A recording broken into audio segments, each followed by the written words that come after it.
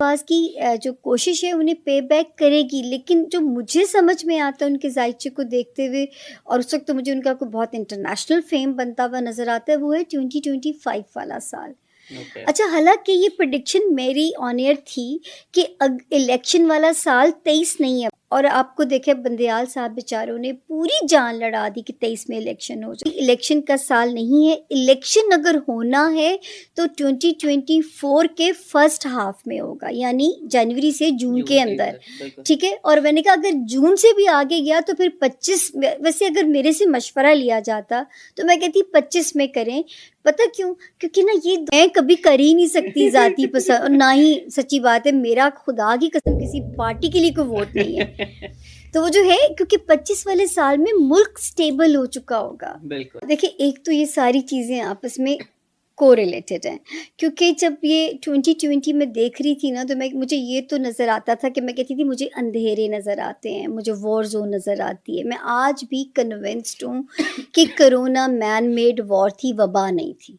Okay. क्योंकि दुनिया की जो ट्रांसफॉर्मेशन का सिलसिला शुरू होना है, फिर मुझे इस मेरी प्रेडिक्शन के ऊपर मुझे एक इंटरनेशनल चैनल ने भी मेरा इंटरव्यू किया, और जो है उन्होंने मुझसे दलील मांगी कि आपके पास इसकी लॉजिक क्या है बिहाइंड। तो लॉजिक भी मैंने दिए कि एंड ऑफ वर्ल्ड की तरफ हमारा सफ़र शुरू हो जाएगा, और मैंने ये भी कहा था कि 2023 के सेकेंड हाफ में जो है वो झड़पें शुरू हो जाएंगी। हाँ, 2 साल अभी अमन है।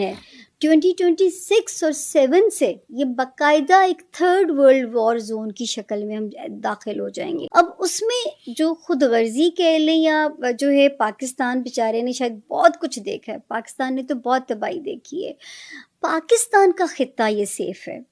क्योंकि इस वक़्त न्यू वर्ल्ड ऑर्डर भी आएँगे, न्यू ये भी मैंने यानी अच्छा, अब न्यू वर्ल्ड अलायंसेस बनेंगे, नई सुपर पावर जो है वो बनेगी, नए अलायंसेस होंगे। उसकी वजह से होगा कि पाकिस्तान का जो ख़ित्ता है ना, ये बहुत इम्पोर्टेंट होने जा रहा है दुनिया के लिए।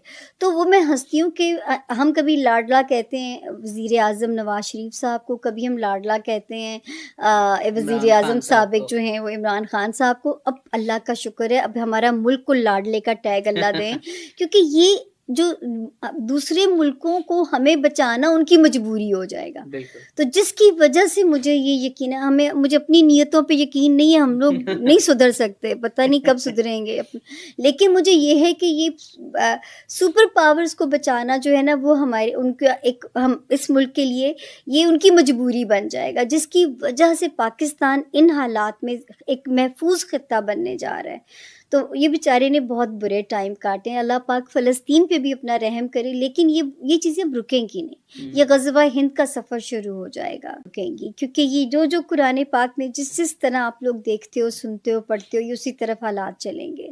इमरान खान साहब को भी 1.5 साल ज़रूरत पड़ेगी सीखने की। नवाज़ शरीफ साहब जो है वो I think it's a mature choice right now, आजकल के हालात में। आज़म का सितारा अभी भी कोई ज़वाल में नहीं है। जो है साल के फर्स्ट 6 मंथ भी उन्हें दोबारा से बूम देते हैं।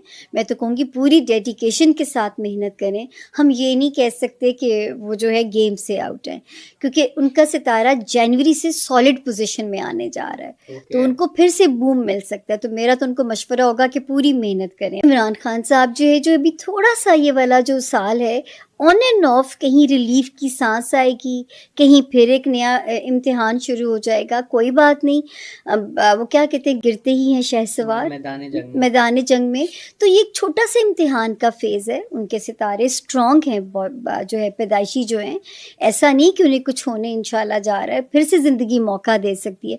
अगर नवाज़ शरीफ साहब इतने सड़सती में ज़वाल पे जाके फिर अल्लाह उन्हें वापस इस तरह ला सकता है, ये अल्लाह ही करने वाला होता है, इंसानों के बस की बात नहीं है। तो इमरान खान साहब के तो पैदाइशी सितारे बड़े स्ट्रॉन्ग हैं। तो मैं तो कहूँगी थोड़ी सी एक फ्लेक्सिबिलिटी और थोड़ी सी ज़रा पता नहीं, खैर अक्ल कुल ना समझे, मशवरा सुन्नत कहा गया है, दीवारों से भी ले लेना चाहिए। मैं इमरान रियाज़ से कहूँगी कि अल्लाह पाक ने इतना उन्हें दिया है, विज़न दिया है, उन्हें इतना पावर दी है।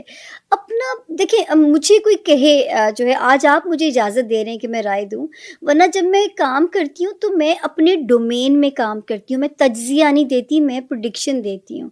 तो सियासत वखरी चीज़ है, जर्नलिज़्म वखरी चीज़ है।